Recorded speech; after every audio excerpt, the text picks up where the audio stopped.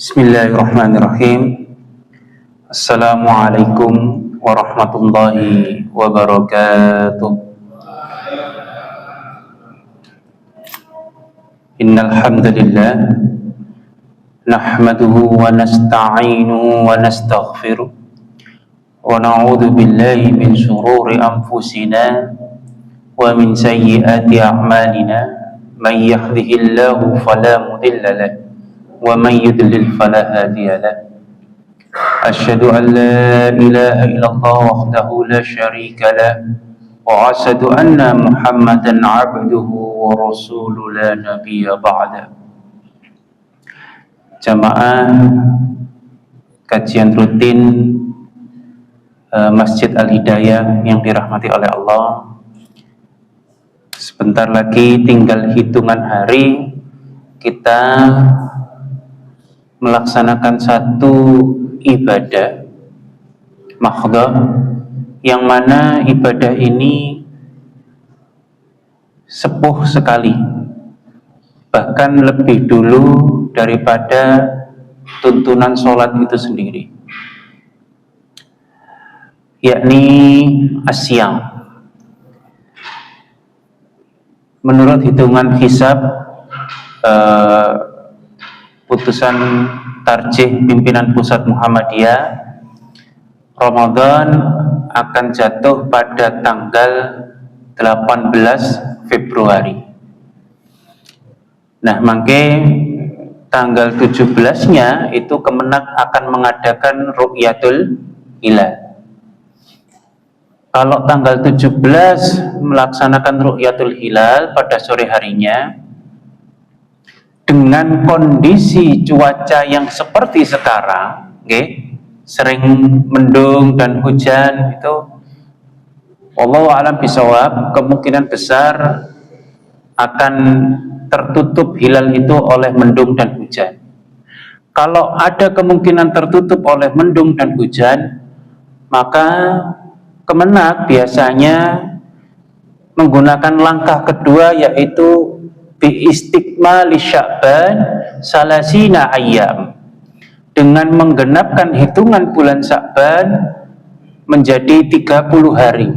Nah, maka kemudian 30 harinya bulan Sya'ban itu nanti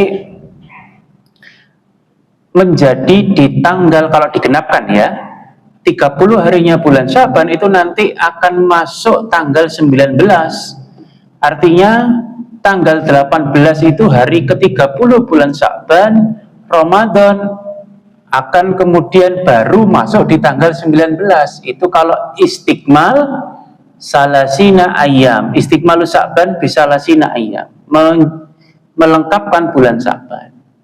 Pun seperti ini biasa, perbedaan itu sangat lumrah. Tinggal sekarang kemudian kita meyakini yang mana. Kalau di Muhammadiyah, bahkan di Saudi itu kemudian bahkan ada kalender Hijriyah sendiri, sudah pangapunten. Kalau di Muhammadiyah ini sekarang menerapkan KHGT, kalender Hijriyah global tunggal, itu Saudi sudah menerapkan lebih dahulu. Jadi Ru'yatul Hilal itu menjadi pelengkap saja nantinya. Baik. Wallahu a'lam bishawab. Nah, yang perlu kita cermati kemudian, Ramadan ini ada satu kebiasaan Rasul yang kemudian menjadi barometer, menjadi acuan bagi umat Islam, yang kemudian pangapunten banyak yang kemudian kita menyalahfahami. Yang pertama, yang kebiasaan Rasul ini yakni Qiyamul Lail. Di dalam surah Al-Isra, ayat 79, Allah kemudian berfirman, wa minal laili fatahajjat bihi nafilatalak asa ayyab'asaka rabbuka maqaman mahmuda. Jadi kemudian di situ Allah berfirman pada sebagian malam,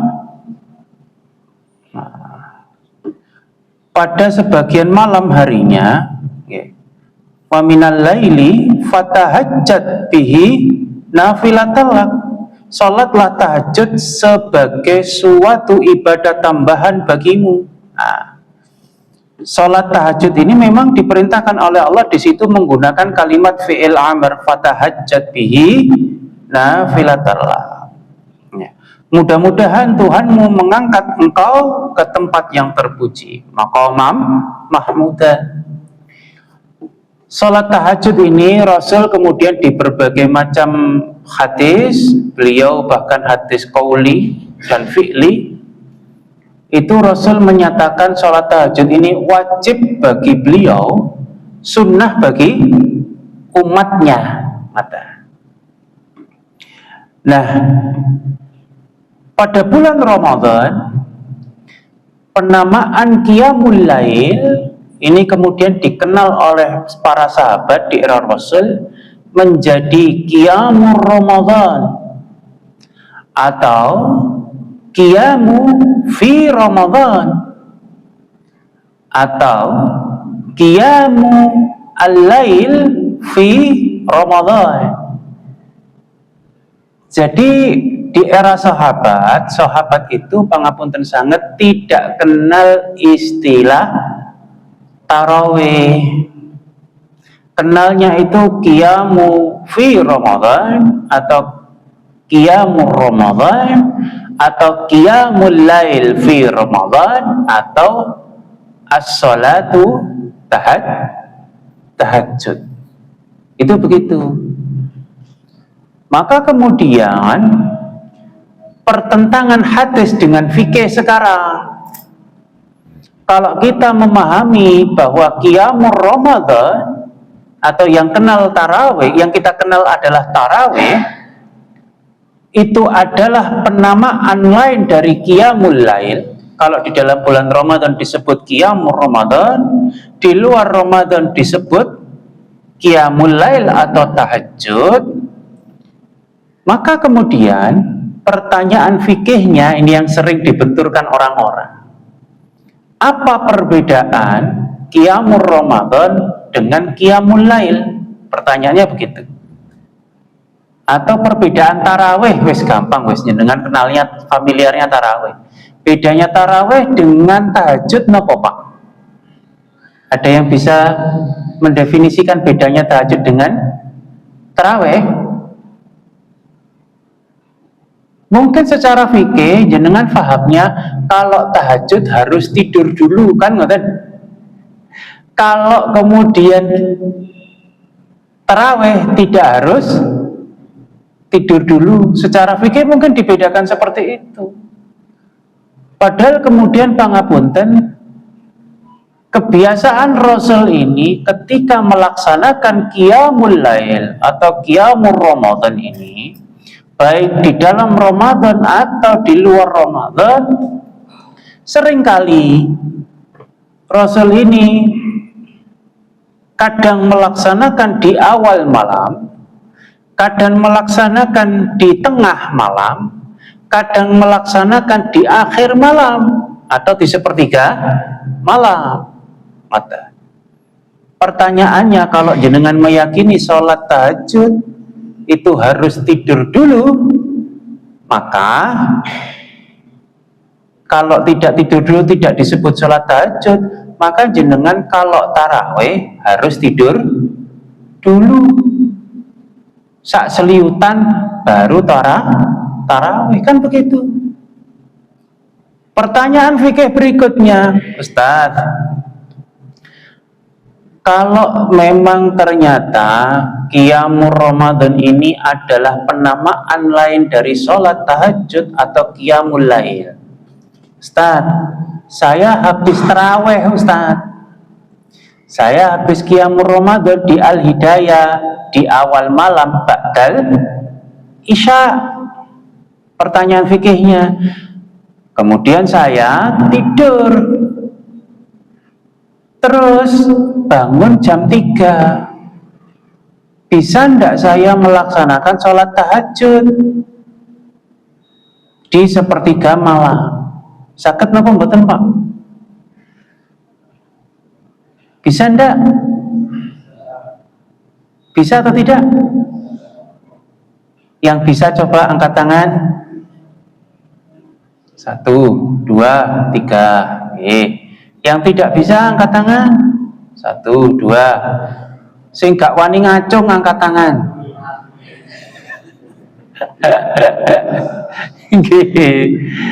Oke, baik. Qiyam itu apa sih, Ustadz? Sebelum saya menjawab pertanyaan fikih itu, yang seringkali pangapunten jenengan ini salah paham. Qiyam itu isim masdar dari koma yakumu qiyaman. Artinya nopo? Berdiri tegak lurus. Kemudian Ramadan, qiyamul Ramadan artinya di bulan Ramadan. Maka demikian yang dimaksud qiyamul Ramadan adalah menjalankan segala macam ketaatan di bulan suci Ramadan, itu secara istilah.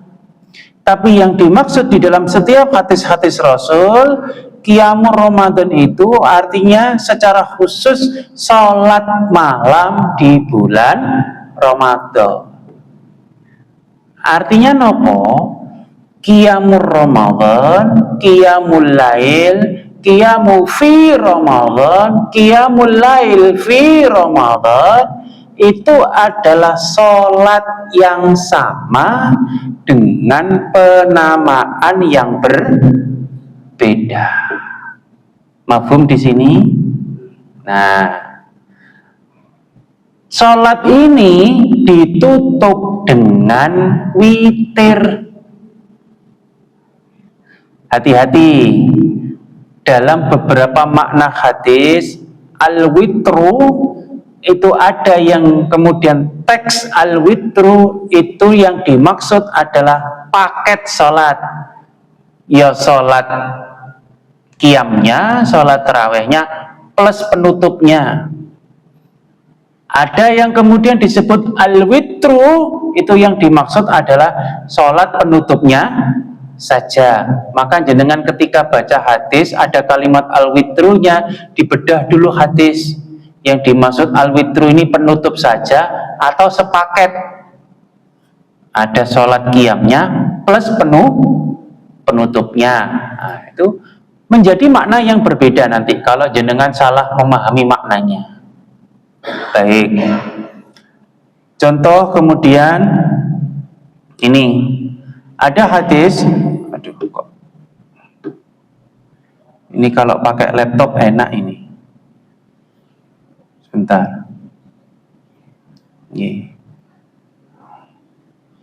Ada hadis wa an Ibni Umar radhiyallahu anhuma, dari Abdullah bin Umar radhiyallahu an berkata, ja'a rajulun ila Nabi sallallahu alaihi wasallam, datanglah seorang laki-laki kepada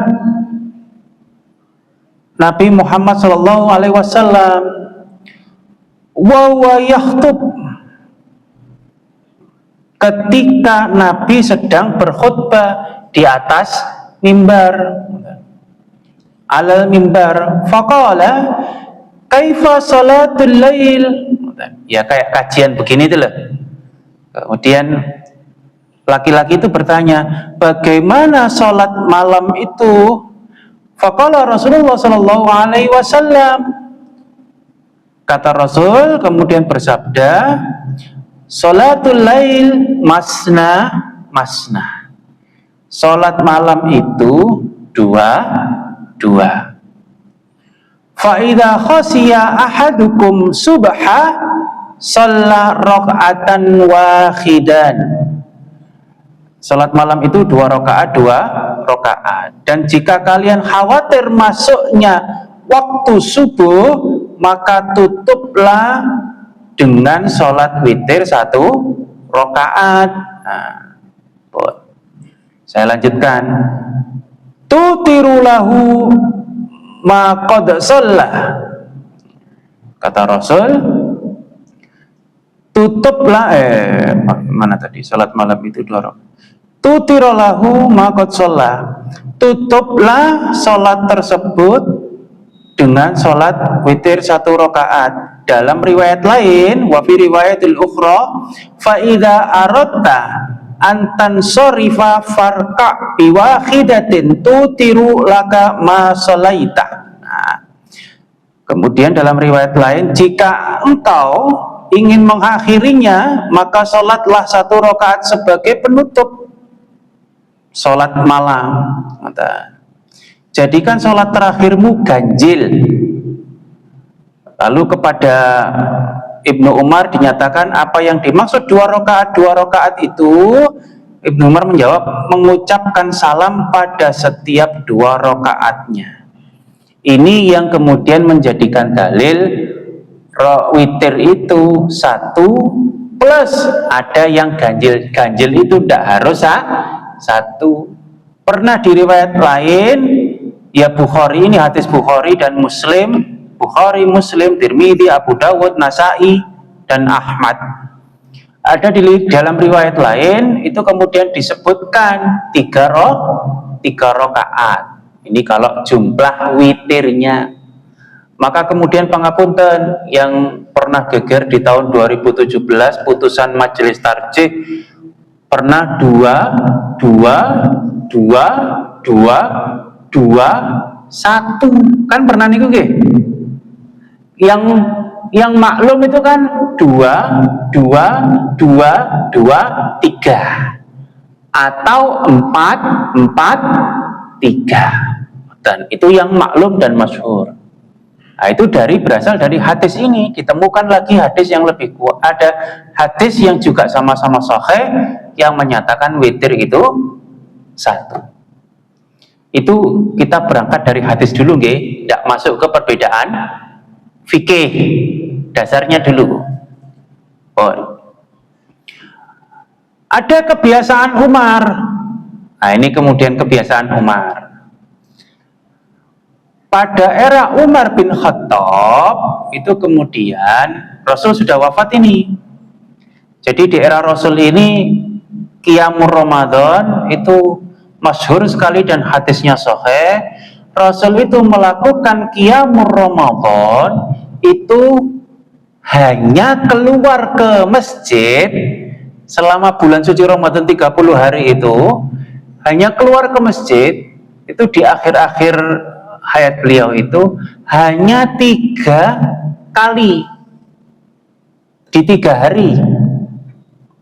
Ingat, harus dipahami dulu, Qiyamul Lail ini wajib bagi Rasul tapi sunnah bagi umatnya. Diingat dulu. Jadi Qiyamul Ramadan atau yang jenengan pahami adalah taraweh itu bagi Rasul wajib tapi bagi umat sunnah. Pun seperti itu Rasul ini keluar di bulan suci Ramadan. Keluar itu maksudnya keluar dari rumah dan melaksanakan sholat di masjid itu hanya di 3 malam. Yang pertama malam 25, yang kedua malam 27, yang ketiga malam 29. Karena kemudian pangapunten sanget desain awal dari Qiyamul Lail itu kan sholat munfarid. Paham maksud saya? Allah kemudian mensyariatkan sholat Qiyamul Lail atau tahajud ini kepada Rasulullah Shallallahu Alaihi Wasallam yang diwajibkan kepada Rasul. Ini desain awalnya adalah sholat munfarid, bukan berjamaah. Di 3 malam tersebut, ketika Rasul keluar saat bulan suci Ramadan di malam 25, Rasul sholat. Ketika Rasul sholat, di sepertiga malam, di malam 25 itu keluar di sepertiga malam. Ketika Rasul sholat, para sahabat itu tiba-tiba makmum ke Rasul. Makmum ke Rasul. Kira-kira kalau kulolan panjenengan sedaya ini hidup di era Rasul, ada Rasul sholat ini, kepingin tidak jadi makmum beliau? Kepingin tidak, Pak? Jelas pingin. Langsung makmum para sahabat ini. Padahal Rasul niatnya sholat lail atau tahajud di bulan Ramadan, atau biasa disebut qiyamu Ramadan. Ketika para sahabat ini makmum dan Rasul tetap melaksanakan sholat, ini Rasul tidak marah, tidak melarang, tidak menghentikan, ya dibiarkan saja. 2 rakaat salam, kemudian Rasul berdiri lagi. 2 rakaat salam, Rasul berdiri lagi. Jamaah atau makmumnya para sahabat ini ngikutin, Pak. Niku ceritanya ngoten. Tidak dilarang sama Rasul. Malam 27 Rasul keluar lagi. Keluarnya di tengah malam, Pak. Keluar dari rumah menuju Masjid Nabawi tengah malam. Terus kemudian durasi sholat beliau niku pangapunten dari tengah malam sampai sepertiga malam, sampai menjelang sahur. Itu pun tambah banyak, Pak. Semakin banyak yang makmum. Soalnya pas malam 25 sahabat bisik-bisik, aku ingin makmum Rasul qiyamul lail sepertiga malam. Agar kemudian tidak kehabisan tempat, sahabat ini standby dari tengah malam, Pak. Banyak. Jadi di malam 27 ini semakin banyak. Pas malam 26-nya dinteni, kok tidak datang Rasul. Malam 27 yang ngenteni semakin banyak, Rasul datang. Begitu Rasul Allahu Akbar, makmum banyak. Rasul lagi-lagi tidak melarang kegiatan para sahabat yang makmum ke beliau ketika qiyamul lail. Di malam 29 Rasul keluar lagi. Keluarnya Rasul ini akhirnya diumumkan sama Rasul. Diumumkan. Jadi Rasul ini ngajak istri-istri beliau, ngajak anak dan cucu beliau, semuanya agar kemudian bersama-sama berangkat ke masjid sholat isya. Habis sholat isya kan Rasul ngimamin ini. Habis sholat isya kemudian Rasul berdiri lagi untuk melaksanakan qiyamu Ramadan atau qiyamul lail. Niku ngoten ceritanya. Jadi kemudian Rasul di malam 29 melaksanakan qiyamul lail atau qiyamul Ramadan itu di awal malam. Buktinya Rasul kemudian tidak tidur dulu. Mafhum sampai sini? Jadi persyaratan untuk tidur dulu itu tidak ada sebenarnya. Jadi kalau qiyamul lail ya monggo-monggo saja, mau dilaksanakan di awal malam, di tengah malam, atau di sepertiga malam. Hanya saja keafdolannya ada pada surah Al-Muzammil ayat terakhir.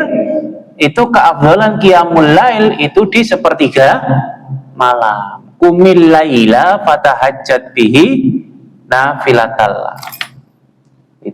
Itu seperti itu. Karena orang memahami qumil laila itu tidur dulu, ndak. Itu keafdalan.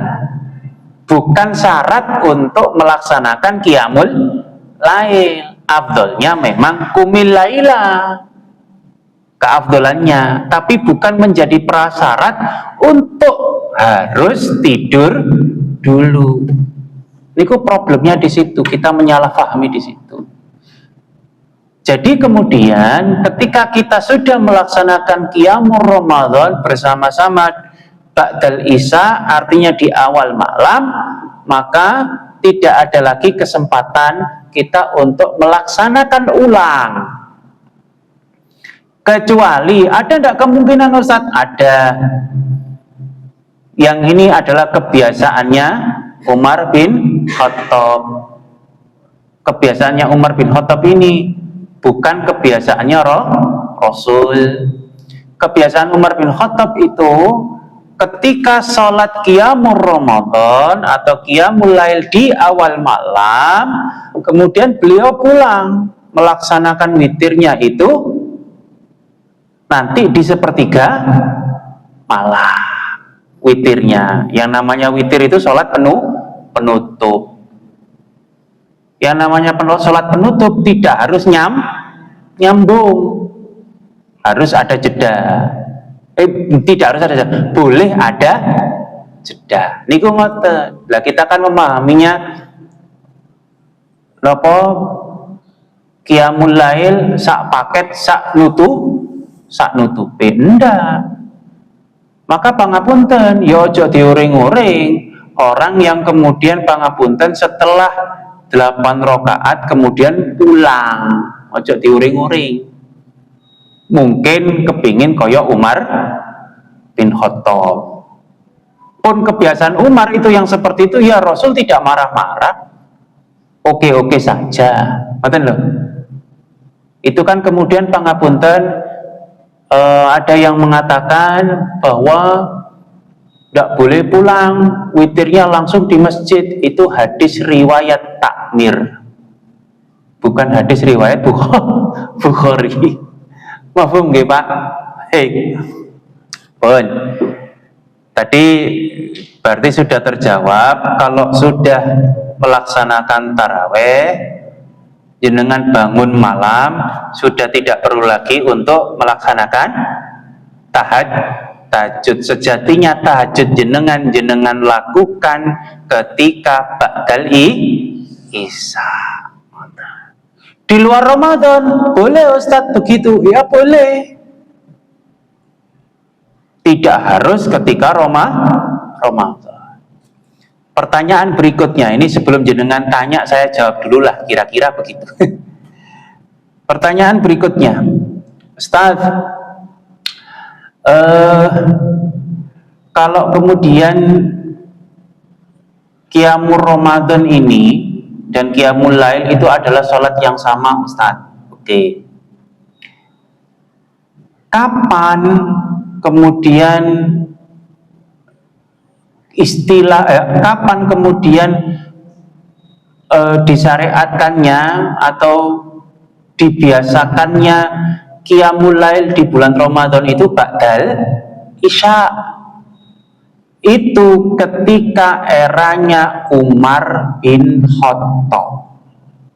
Rasul ini wafat.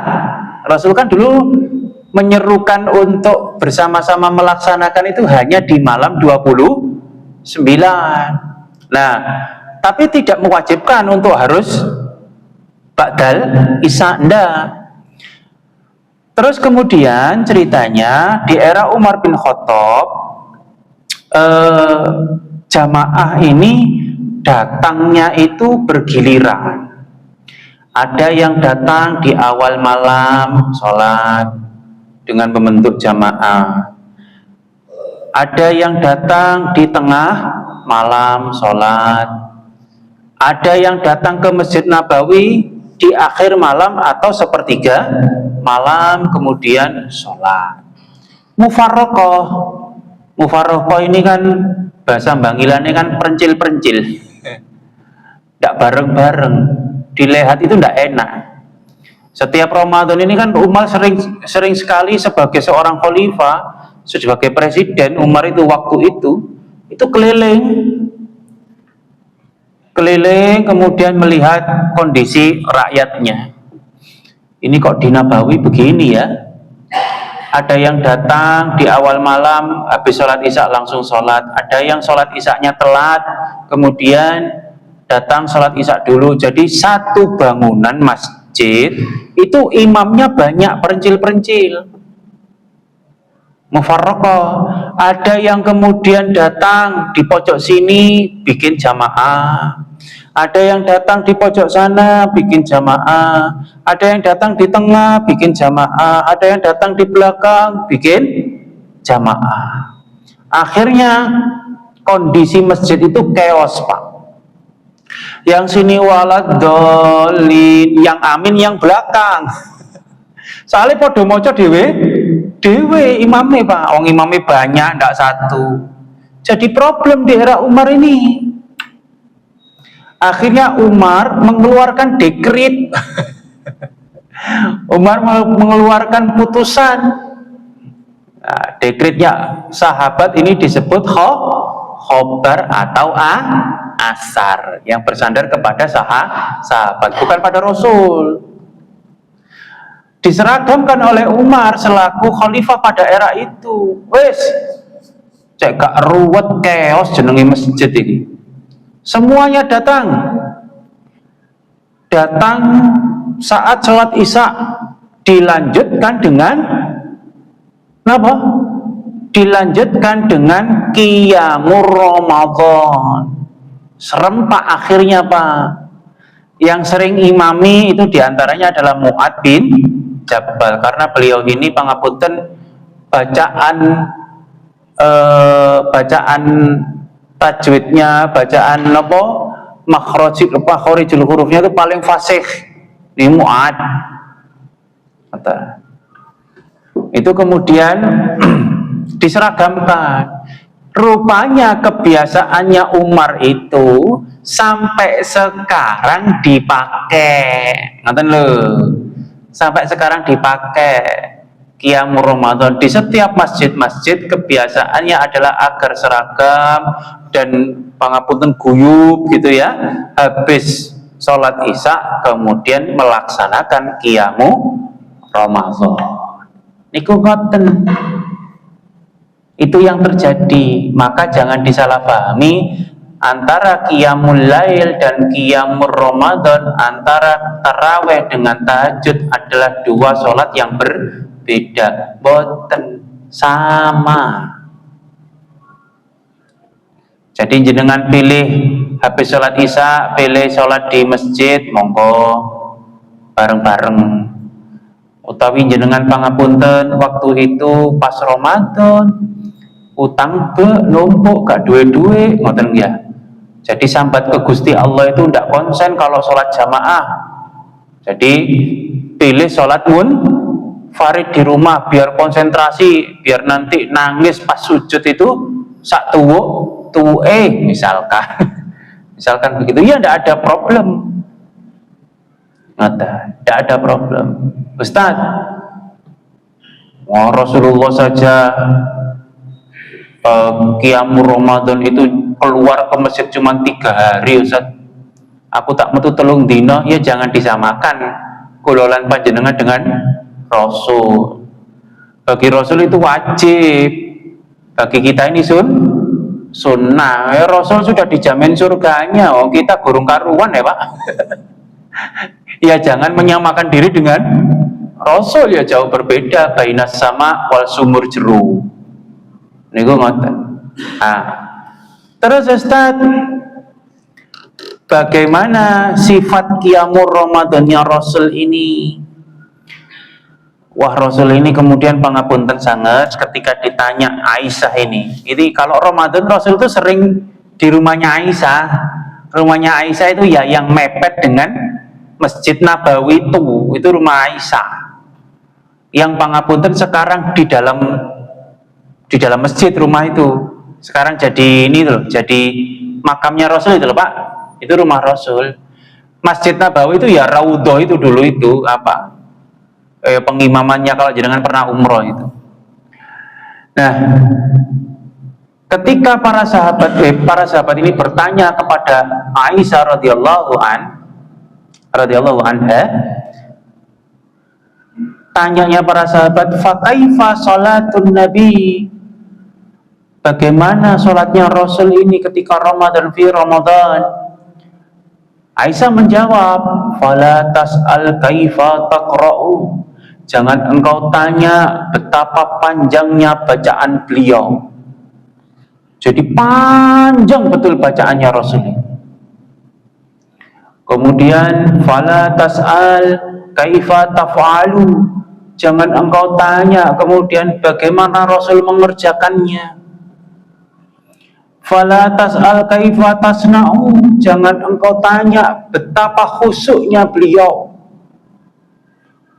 Maka banyak riwayat-riwayat hadis yang mengatakan Rasul ini ketika qiyamul lail di dalam bulan suci Ramadan ini seringkali Aisyah menceritakan kakinya sampai bengkak. Pernah Rasul durasi sholatnya pangapunten dari sepertiga malam sampai menjelang sahur. Dari sepertiga malam sampai menjelang sahurnya sudah 1 jaman, Pak. Nah itu Rasul. Pernah kemudian Rasul kata Aisyah dari tengah malam sampai sepertiga malam. Lah kira-kira nek tengah malam niku jenengan patok jam 12, sepertiga malam jam 3, berarti berapa jam itu, Pak? 3 jam, Pak. 3 jam sholat tarawih saja di Alhidayah rasanya buyar, Pak.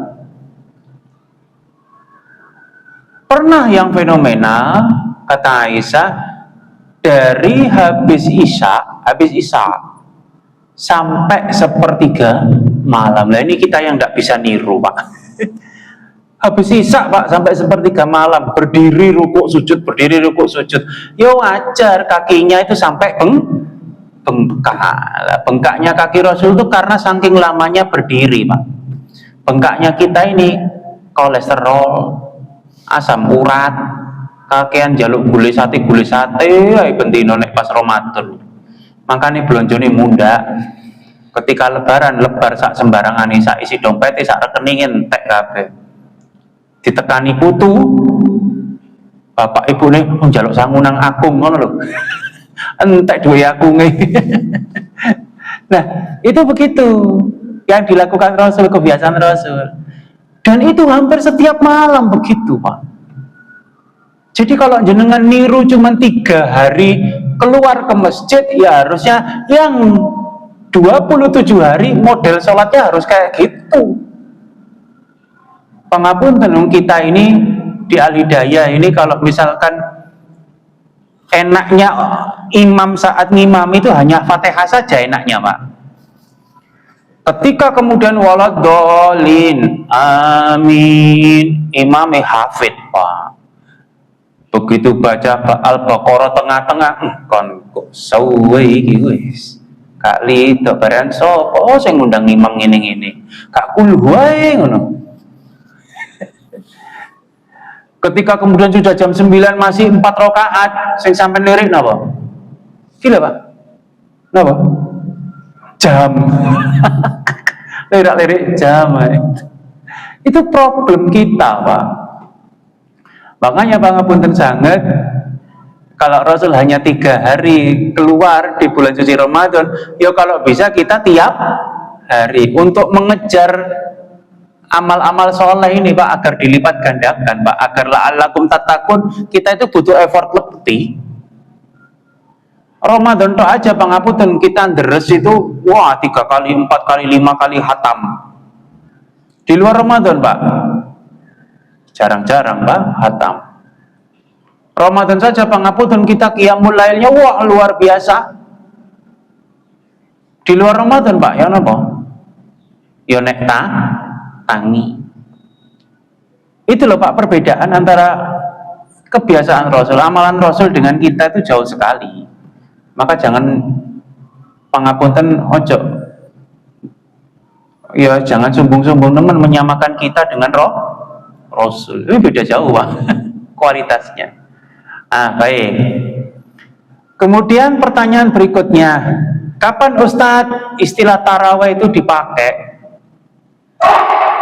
Sahabat zaman Rasul tidak muncul tarawih.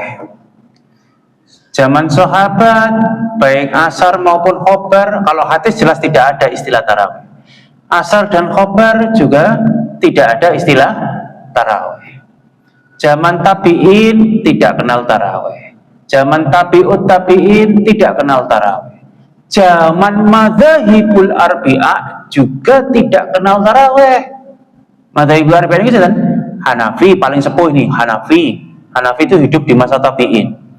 Kemudian Maliki, kemudian tahun 150 Hijriah Hanafi wafat, muncul Imam Syafi'i lahir tahun 150 Hijriah. Kemudian Hambali, Imam Ahmad juga tidak kenal taraweh. Kapan sih Ustadz sejatinya muncul istilah taraweh ini? Muncul di kitab fikihnya Imam Bukhari. Ada satu bab khusus, babus sholatut tarawih, begitu. Bab sholat tarawih. Di dalam situ beliau kemudian membubuhkan 12 hadis. Yang mana ke-12 hadis itu tidak ada redaksi taraweh satupun. Dengan cek tidak ada istilah taraweh satupun di dalam redaksi hadisnya, matanya itu tidak ada. Apa maksudnya Imam Bukhari? Barangkali Imam Bukhari kemudian, bukan barangkali, maksudnya tarawih ini isim marrah dari kata tarwih. Tarwih ini asal katanya adalah rohah. Rohah ini maksudnya istirahat. Istirahat, isim marrah itu artinya istirahat yang diulang-ulang. Jadi slow betul sholatnya. 2 rakaat kemudian salam, 2 rakaat salam, 2 rakaat, tidak langsung ngadeg Pak, 2 rakaat salam, santai dulu ya, zikir ya, darus ya, macam-macam. 2 rakaat salam, nek jenengan tidak mampu zikir, tidak mampu darus ya, meluk geger. 2 rakaat salam, musuk dengkul dan lain sebagainya. Itu maksudnya Imam Bukhari. Jadi pangapunten kalau jenengan niatnya sholat tarawih ya harus konsekuen. Tidak boleh langsung berdiri, ya rohah dulu, istirahat dulu. Kalau niatnya sholat tarawih. Nah, itu kemudian problem fikihnya di sana. Pada soal niat. Maka coba kita biasakan pangapunten, kalimat tarawih kita kembalikan ke asalnya menjadi qiyamul Ramadan atau qiyamul lail, agar tidak salah paham. Barangkali Imam Bukhari kalau misalkan sampai sekarang masih hidup, lihat sholat tarawihnya orang Indonesia yang kemudian pangapunten ekspres sekali, ada yang 11 rakaat. Oh, 11 rakaat cuma 1 jam itu mungkin bagi Imam Bukhari belum taraweh, belum istirahat. Itu kadang-kadang istirahatnya kan cuma mau saat akan witir saja, khotib ada kultum kan ngoten. Apalagi yang pangapunten yang 23, wah itu kan ekspres sekali Pak. Seringkali kita baru 8 rakaat di sana sudah selesai. Ini kan bukan tarawih ini namanya. Itu perbedaannya di situ. Maka kemudian ya harus konsekuen, kita harus khusyuk betul dan tumak nina. Karena apa? Pangapunten, imam itu Pak ketika akan sholat kan menghadap ke makmum, mengucapkan apa? Sawu sufufakum atau istawu wa'tadilu. Itu tidak hanya sebatas pangapunten, saya lanjutkan sedikit ya. Tidak hanya sebatas sawu sufufakum saja, tapi melihat kondisi makmum. Kalau makmum saya ini rata-rata uzur, ya pangapunten gerakannya harus bijak betul. Kalau makmum saya ini area SD wat ya gas langsung, nggak apa-apa. Itu problemnya itu. Maka imam itu harus balik. Syarat imam itu balik dan berakal.